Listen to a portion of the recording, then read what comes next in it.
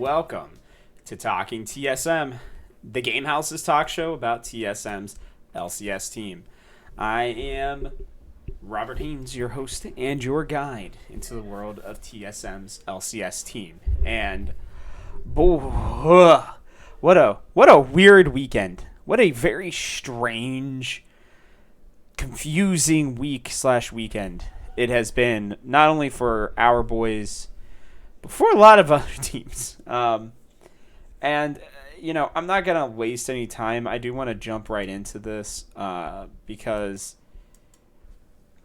I don't know. I don't really know what to say other than it was weird, and there are certainly issues that we still have to figure out, but at least it's maybe going to be a little less weird moving forward. I don't know, but we're gonna move forward here. So, as you guys know, we had two games this weekend. We went straight into Immortals Saturday and then C9 on Sunday. And for Immortals first, the draft started off okay. Getting Jinx first I think is great, especially if Kaido is like, hey, I'd rather play Jinx than Aphelios. Then for me, when I see this game, I think to myself, okay, if that's what Kaido is looking for, then great. Or excuse me, if this is what Shinyi, God bless my brain, if Tactical wants Jinx instead of Aphelios, then great. Let's first pick it. Like, you're not giving away too much, and it doesn't feel like we have right now a pick where we need to take first pick.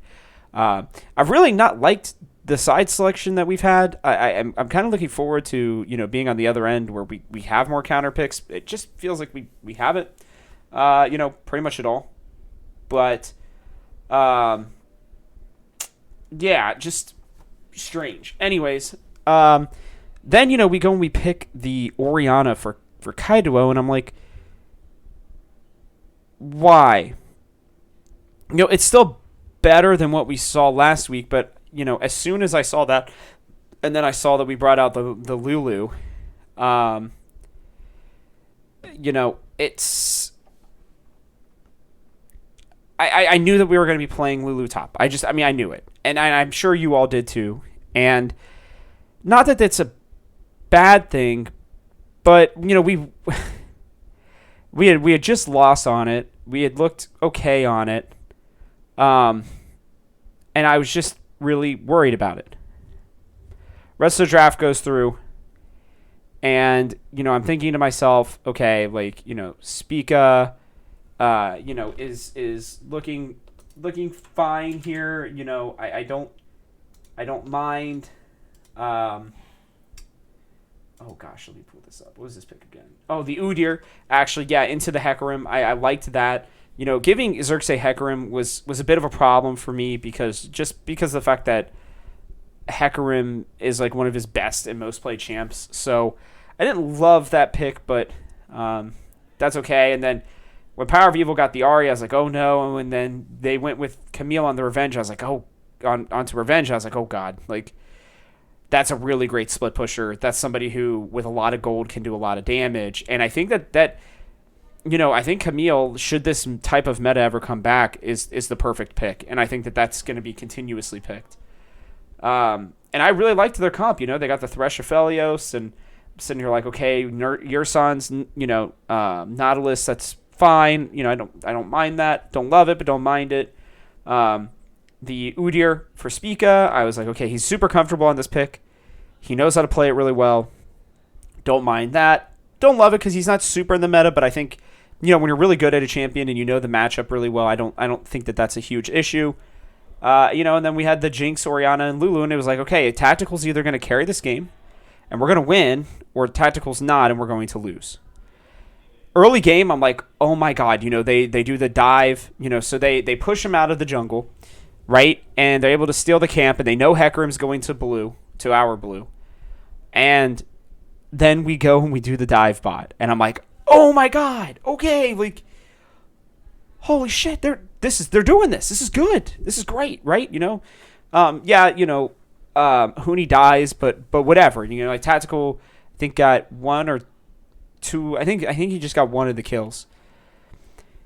And I'm like, okay, like this is working. Like, all right, so they're being proactive. They're cutting them off. Like, if you're gonna play a split map like that, in the jungle, then this is great because you're trying to play towards the bot side anyway. So why does it matter?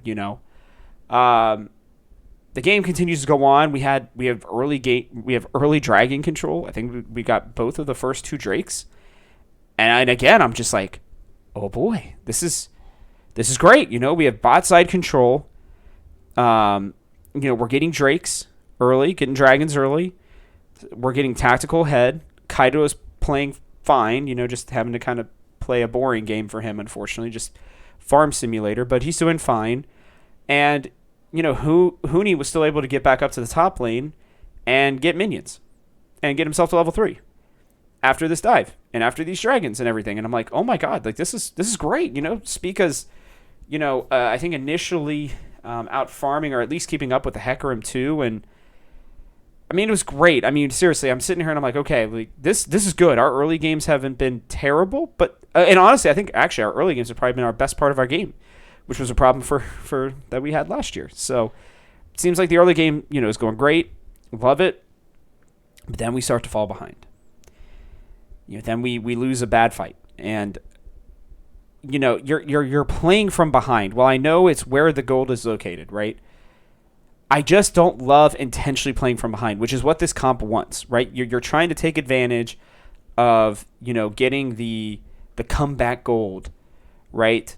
And for a team that's struggled, for a team that has not had great communication, there's a reason why I don't love this comp.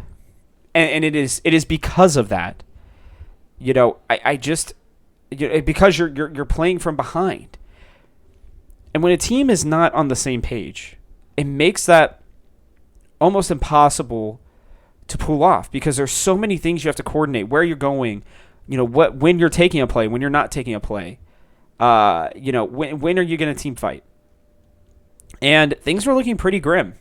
This Camille was impossible to stop. Kaido is kind of getting screwed again, just because he's having to just sit there and try to hold against a freaking Camille as Orianna because we picked the Orianna so dang early. I don't understand it. Like, and I'm sure he's the one saying like, yeah, just pick me comfort. Like, yeah, Orianna's fine, whatever. But and I know Orianna can clear waves and at least it was better than, the Vex, right? And stuff like that. Like, at least there's a little bit more reliable CC and just,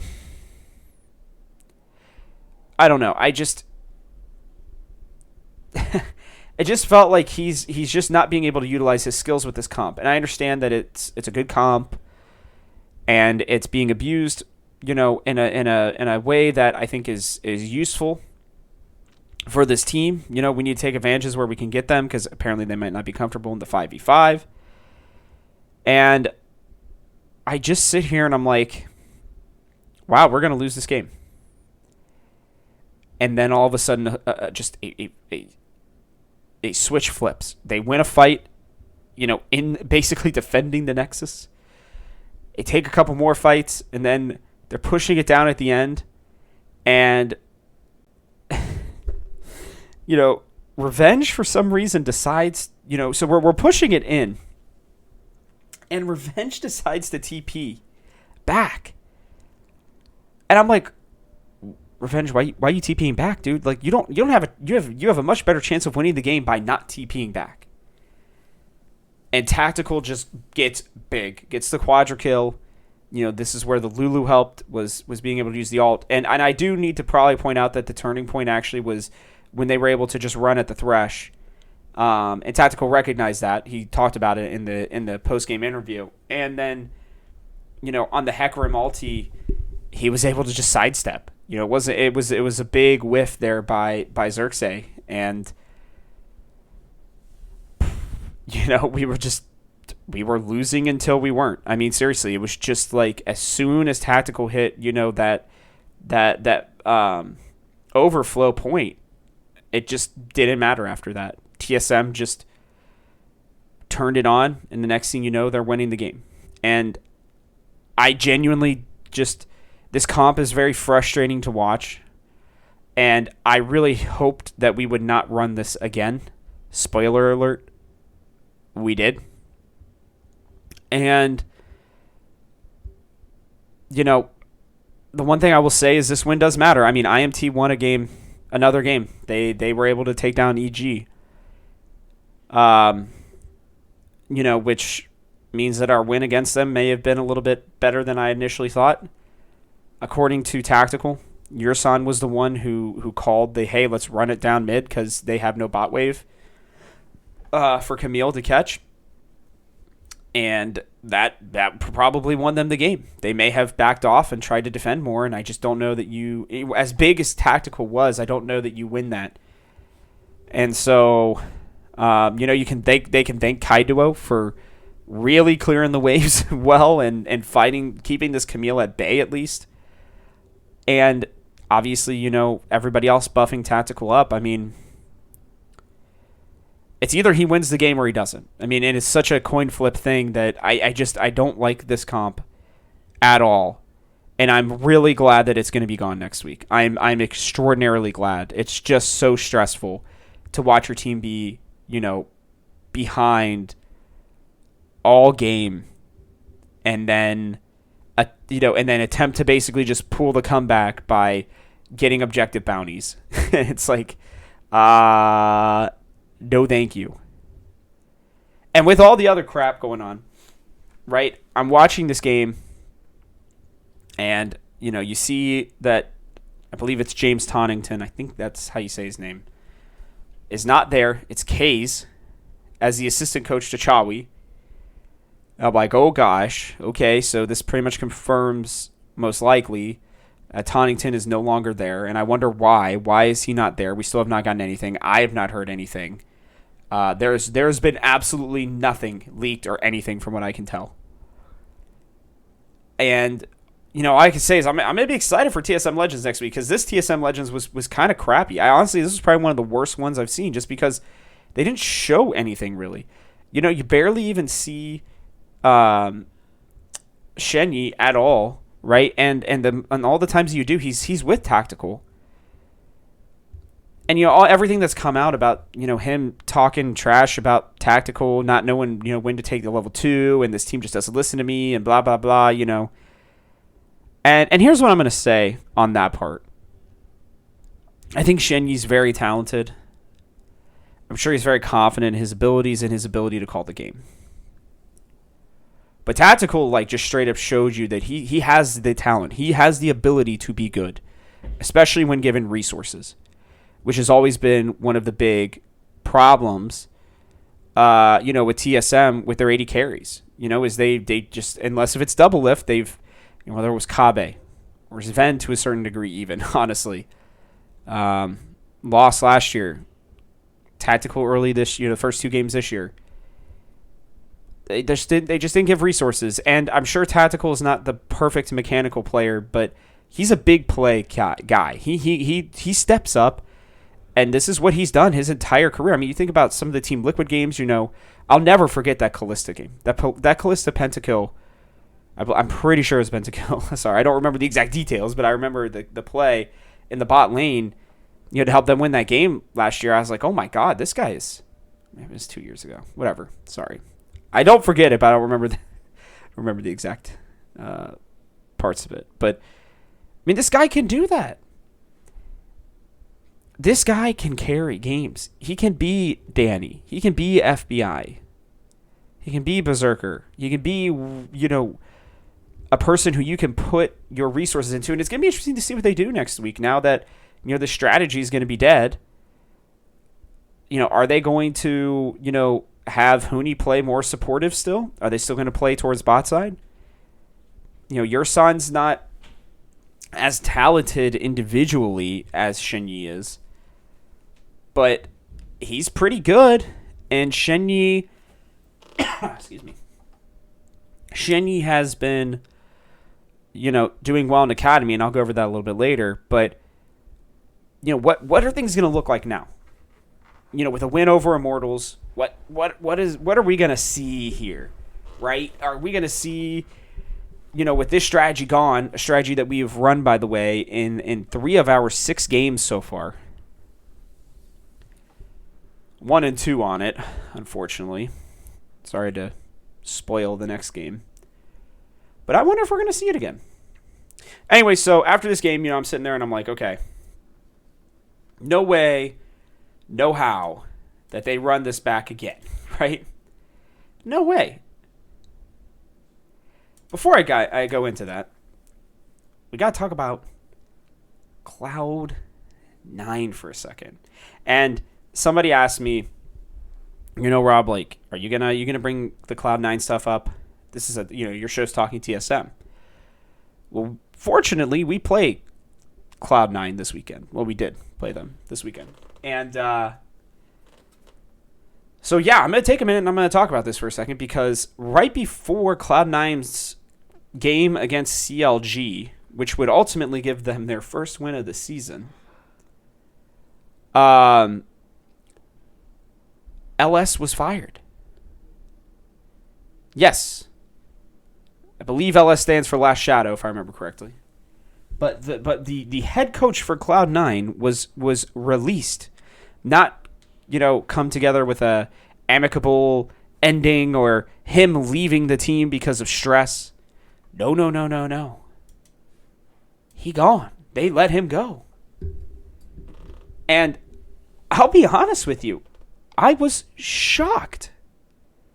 I was so shocked. I was going to go to bed early last night. I was like, I'll watch some of the other games in the morning, whatever. Like, I got a lot of stuff I got to get done today, and I got a lot done today. But then I go and I look at this, and I'm like, oh, my God, this is real. And I start digging. I'm digging.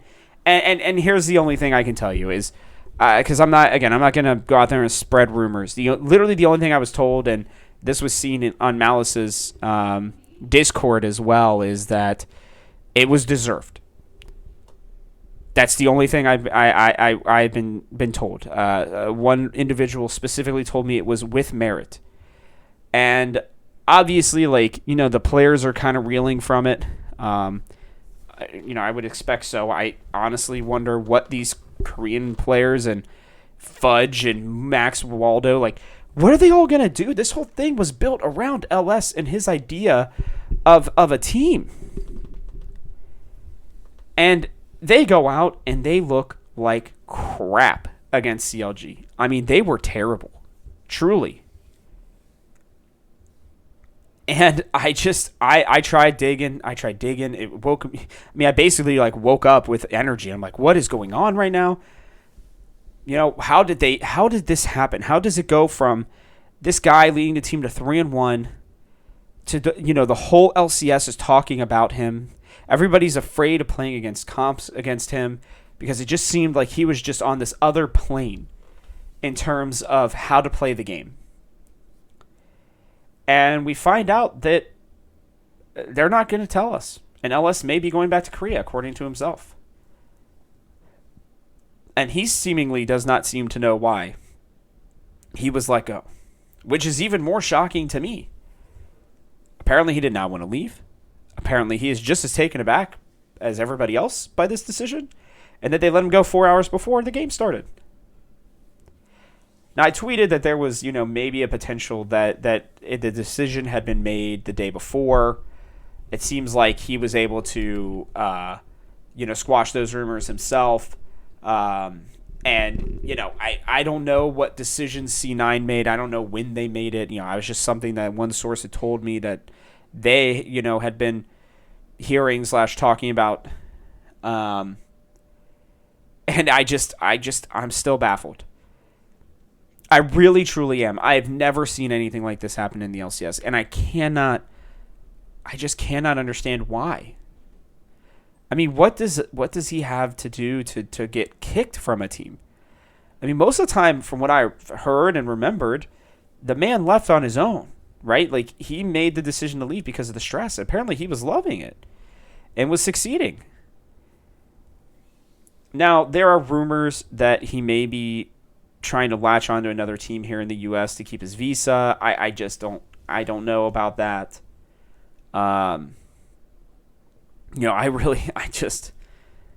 I don't know what to think. I will be totally frank. I do not know what to think at this point. Because it would just seem as though it's over. That is the end of LS in the LCS. So, we go into today's game, getting back to the TSM part of it. And I'm thinking, okay, they looked like crap yesterday. We got a good chance. And in my head, I'm like, as long as we don't run, the Smite support top. Max Waldo's coaching. He looked uncomfortable. I'm sure the team's mental is shot. They're in a very strange situation. And we get into draft, and Karma's picked first after the Lulu ban. I thought, okay, Lulu's banned. There's no way we're going to go back to, we're not going to pick Janna. And while I know that Huni can play Karma, this just doesn't seem like, in my mind, I was like, there's just no way with Lulu gone. And my first thought really was like, no Janna either. So this is good. Like, we're going to play a standard comp, and I think that that's fine. This team is shot. I really do think we had a chance to just put the pressure on them and do well.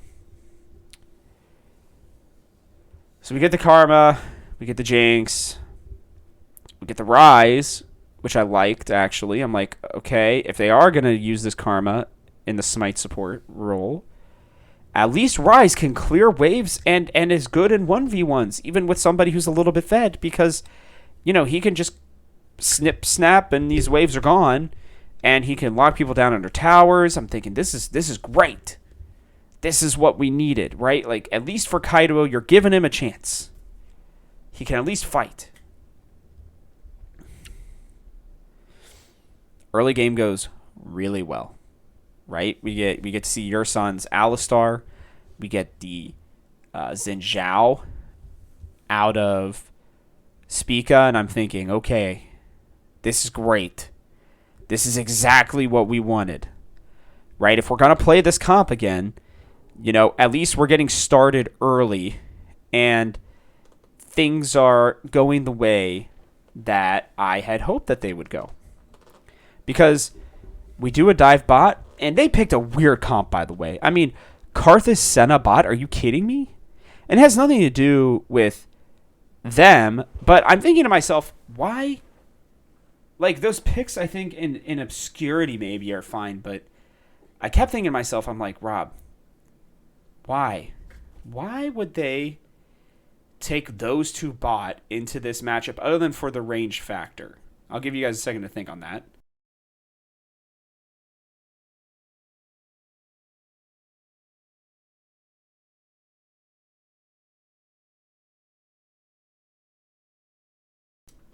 And I'm sure you guys probably figured it out because you watched the game, but for me, I realized even after the first couple kills, things started to slow down. We got early dragons. I'm like, oh my god, our early game has been on point. Like, this whole comp isn't supposed to do great early game. It's just supposed to funnel gold into tactical and just make him a late game monster. And then I look and I'm like, oh my god. They have Camille. They have Nocturne to shut out the lights. The Orianna scales pretty well. Oh god, the Karthus scales really well. And when he's killed, which is kind of the point, he's still useful. And oh lord, Senna scales even better.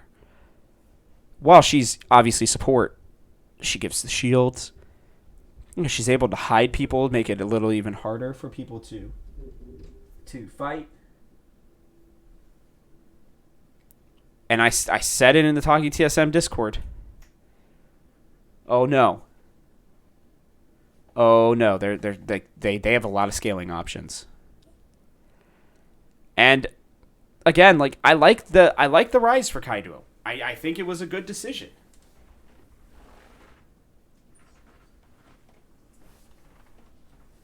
And I'm thinking to myself, this is I keep trying to convince myself this whole game. I'm like, maybe this will work, right? Maybe this will be okay. And as time just kept going on and on and on, I just kept noticing that they kept scaling. And that our team fights weren't as good without Lulu. No wonder Lulu was the one that was getting picked. Everybody kept wondering, why Lulu? Why instead of Janna and all this stuff? It was for her ultimate. And for her discombobulation or whatever. Polymorph, that's what it's called. While Karma gives a good amount of shielding, she falls off and she doesn't really give a whole lot else. Like the survivability once that shield is gone for the Jinx is pretty much not there. And even with Kaido getting kills and Spica going out and getting freaking like 3 kills on his own, in their jungle after a lost fight because we were scattered to the wind for some reason, we go in and we're getting ready to start Baron and your son's getting caught. And the rest of the team decides, hey, we're strong. We'll still go in even at half health. And Kaido comes in from the back and is just dead. And somehow Spica just turns it around with some fancy footwork. And I'm sitting there like, oh my God. Like maybe we will be able to pull this off. But then the scaling kicked in. We even get I think our first soul of the year. And we just lose the game off of 2 bad fights. And really, there's not a lot that your son could have done here. I know he might be the one who gets faulted for this game. But I think it's coaching, man. And I'm sorry, but the dragon here, or the Karma here, it just didn't work as well. And the strategy, Cloud9 has seen it. They've prepared for it. They know. It's like playing Golden Guardians with it. They knew, guys. They just seen you freaking play it. Just don't play it. I think if they play a standard comp, funny enough, I think they win. And even if they take, once you see, the Camille and everything come out, right? And you see the Karthus, and you see this. I think the Senna came later. I think it was the Orianna. I think it was Orianna, Karthus, and Camille early. Then just flex the Karma bot. I know it's not your son's best, but you can take a normal comp from there, give yourself, something better with Huni, something tanky. Malphite would have been pretty good into this comp, I think. Actually, Malphite would have been great into this comp because it would have countered the Camille. At least a little bit. Maybe not right away, but, it can at least hold there and then can TP in and ult and do a lot of good stuff, or even an Ornn. And I think you can still win this game. And realistically, we should have won this game. They weren't really ahead in gold until the end, and this comp is not supposed to play from ahead. And I think that was part of the problem too. Actually, is I kept thinking to myself, I'm like, isn't this comp supposed to be behind so that you can get the objective bounties at the end of the game? And and I keep trying to figure out to myself, I was like, does that matter? Where are the intricacies here that I'm missing? Because, we're still up in gold, which is great, but we're not getting any objective bounties. Was the gold maybe too spread out? Tactical had 3 items. He should have been solid. He's just died because, so much could get on him, and then, Camille just comes in and wrecks your world.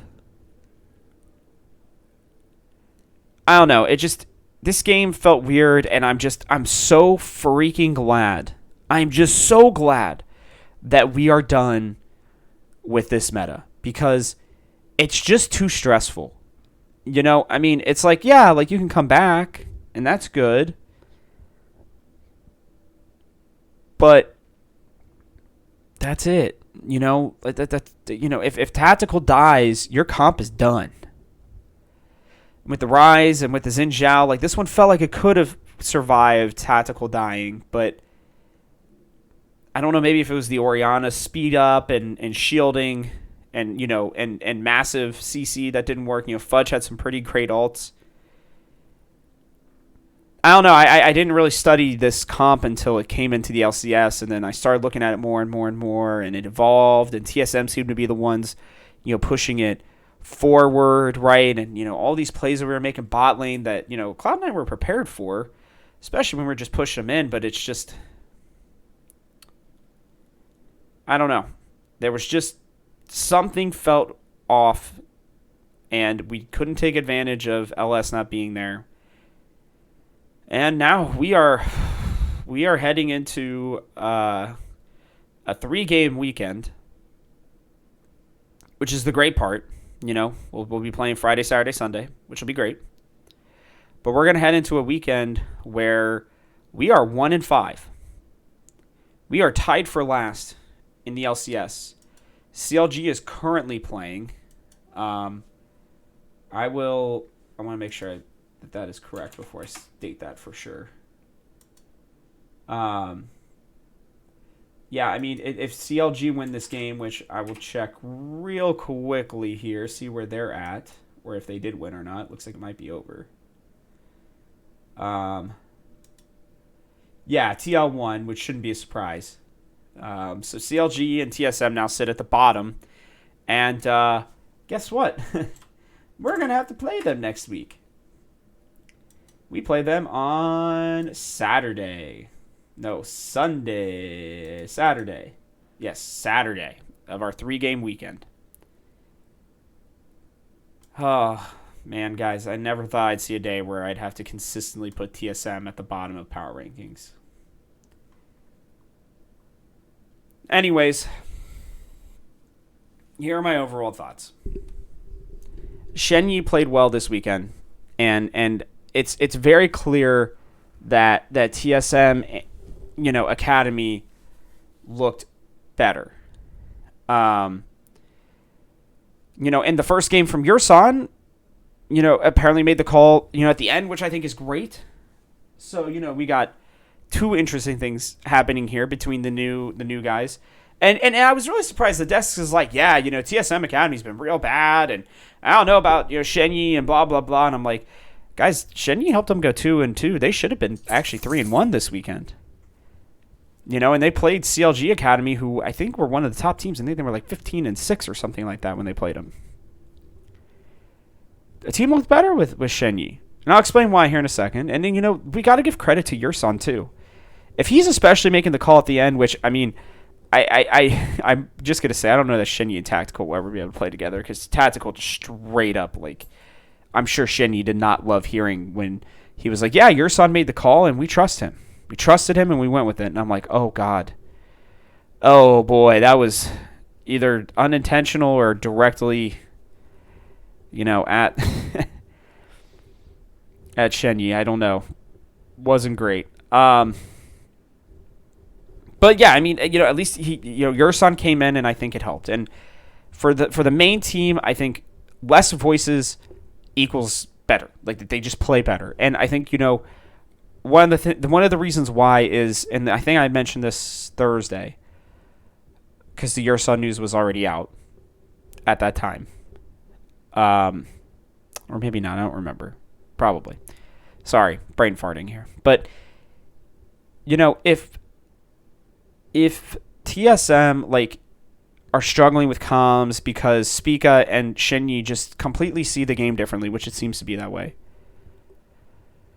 then that's not great. Like, you're going to have conflicting voices, conflicting calls, and it's not necessarily, while I think Shenyi's calls, at least according to what we saw in TSM Legends the first weekend especially, were Shenyi's calls were arguably better, in my opinion.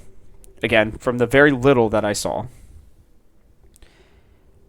When your team is so scattered, right? When you have 2 people who are supposed to be making the calls, they don't always have to be on the same page necessarily, but they have to trust that one of them is going to make the right call, right? And that one of them is going to push the other one into the right direction.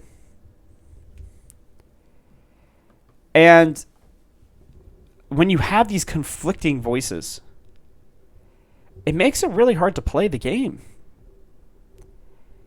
Because you're almost never going to be in the right position. And even if you are in the right position, you may not sync up in going in or pulling out. And we saw that. We saw that with this TSM team.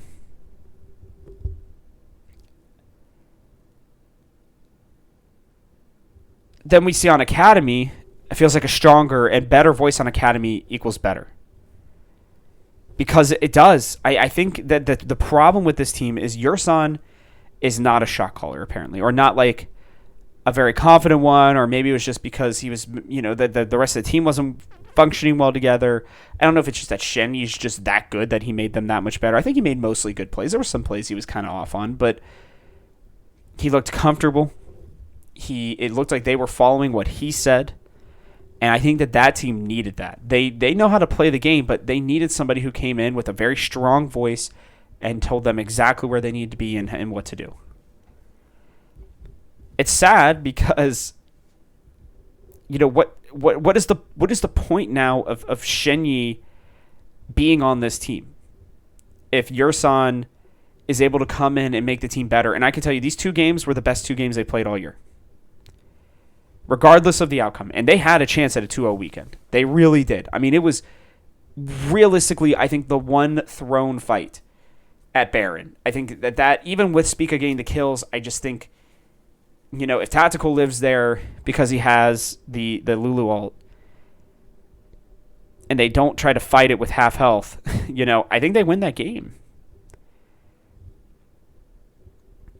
And so I'm so torn because I think Shenyi's great, and I would love for him to work out with this team. I want him to work out with this team. I'm sure they do too. But it just feels like that's not going to happen. And it feels like the bridge has been burned, and I think that they're just trying to give Shenyi experience at this point, and I think they might send him off. And I hope, if that's the case, that at least Yursan can come in and prove to be one of the better supports in the league, because that's what we need right now.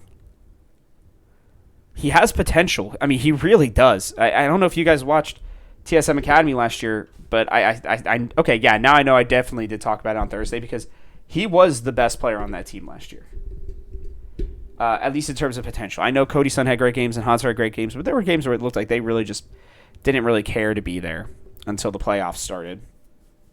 And your son was just getting better and better. I worried about him at first, and then it was like, oh, this guy's starting to make plays. Oh, this guy's really starting to make plays. Oh, my God, he's getting it done, And I was surprised that they were able to keep him. I really thought another team would want to push for him, one that had a more open spot. But, they didn't feel like he was ready, so they brought in Shenyi. And again, Shenyi is much more mechanically gifted than your son. There's no doubt about that. But I think Yursan doesn't provide a conflicting voice. I think he just says, yeah, let's do this. And we'll make calls when it's the right time. And I hope that Shenyi can figure that out. And I hope that he and Tactical can kind of figure out whatever is going on with them.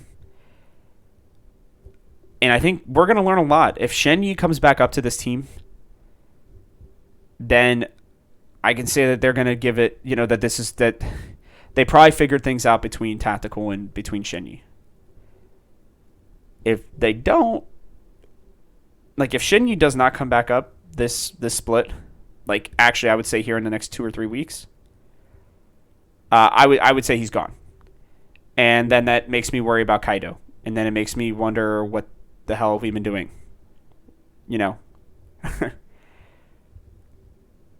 And that spirals out of control into a lot of other worries that I have for this team. Along with K's being on stage, meaning James is probably gone. Right? Like, I don't know if we're ever going to hear anything about that. It seemed like nobody else remembered, and then the C9 drama happened, and it was like, oh, yes. Whew. TSM's drama gets overshadowed by Last Shadow. Thank you. Very nice. Right? You can just see the TSM stuff. You can see Dom and Chawi, and K's And maybe even Peter just sending a gif of very nice. Now we're not the talk of the town. At least for another week. And guys, things aren't going to get easier. This league is leveling up, and we are not right now. You know, and it's been a weird week. It's been a weird weekend. And a win is a win. A win is a win. We take those. That's such a huge mental for the boost for this team. You had to walk out of this weekend with a win. And the reality is, if they can go, 8-5, the rest of the split, right? Or what would it be? How many games? We got 18 games. We're 6 in.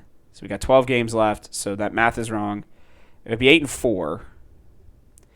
If we can go 8-4 and finish 9-9, then we have a chance at playoffs. I'm not saying it's going to happen, but it can. I think this team has the talent on it. I think Tactical proved that. I think Spica looked better. I think Hooney didn't have a chance to look good, honestly. I mean, he did fine, but as we all know, this was not, Spica, the Spica show. But there's just this, there's still a feeling of hope. Maybe it's hopium, maybe it's copium, I don't know. It could be a combination of both that I'm sucking on right now. But it feels like this team has a chance. And with your son, I think he at least stabilizes, and that's all I asked for. That's all that we all should be wanting.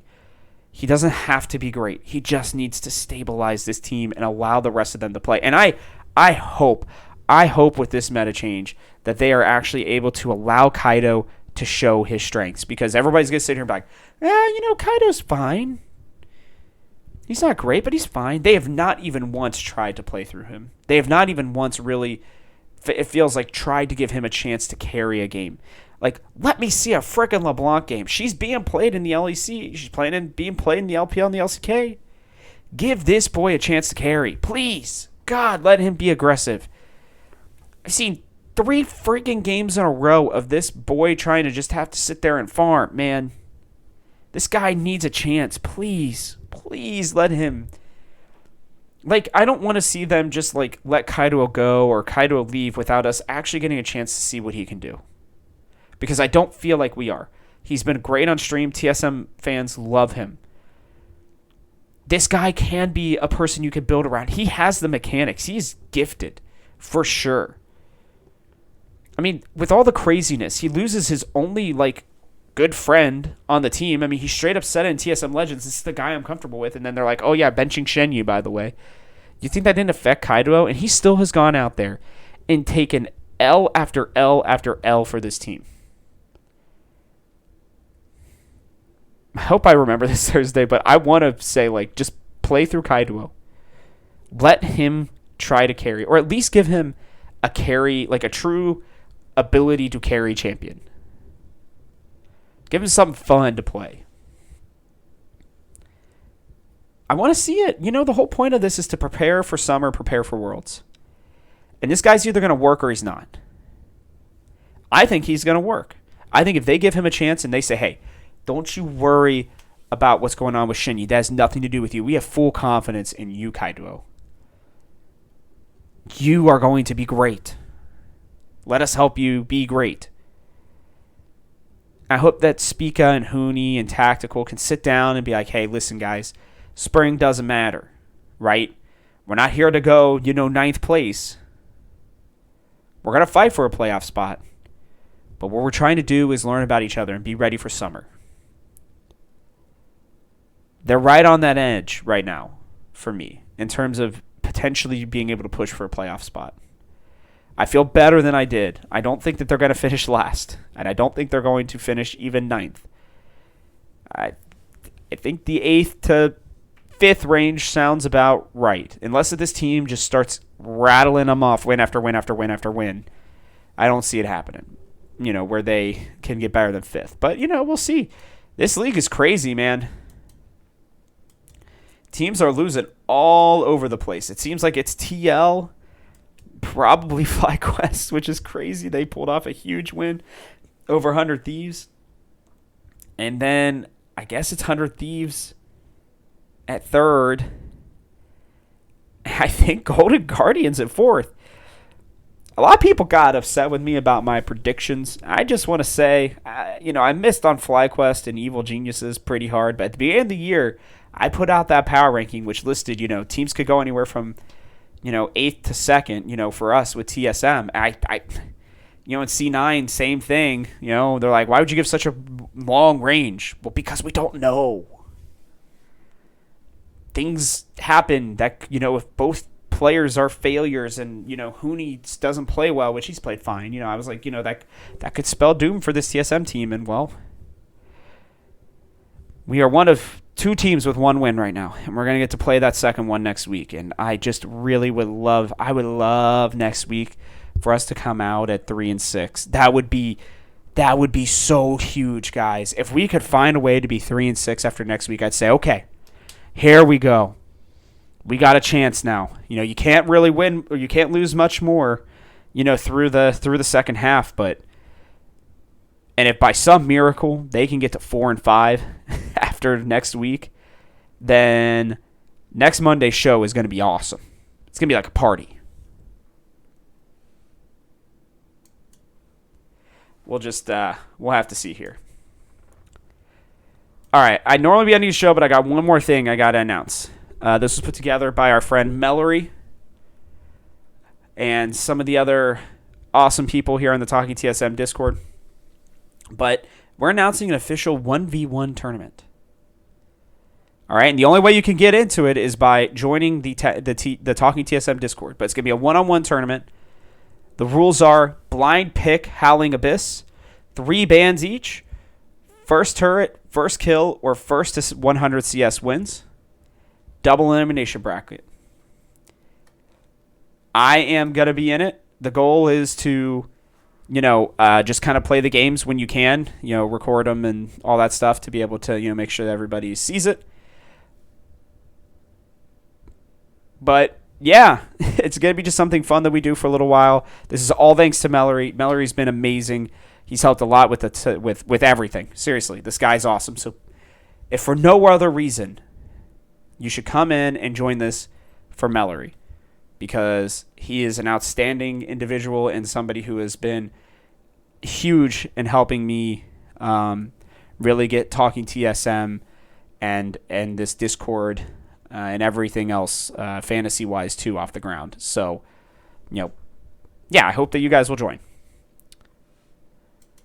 With that, if you like the show, please take a second to like, subscribe, and comment if you're watching on our YouTube channel. Make sure you hit that bell icon so you don't miss another episode. Also, I want to continue to make this the #1 TSM podcast, specifically about the LCS team. Congrats, by the way, to TSM Apex.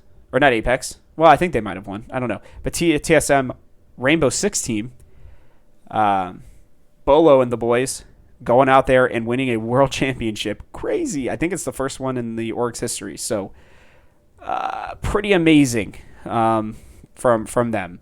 So, great job to them. Make sure that you go out and support them too, because we're TSM fans, right? Please share this with your friends. You can find me on Twitter at TGHRobertHaynes, or you can follow the Gamehouse at TGHEsports. Lastly, head to thegamehouse.com. We got great content coming out all the time. Go give us a look. I think you'll enjoy it. With that, thanks for tuning in. The show comes out every Monday and Thursday and is exclusively for your TSM ear holes. See you next week. Or Thursday.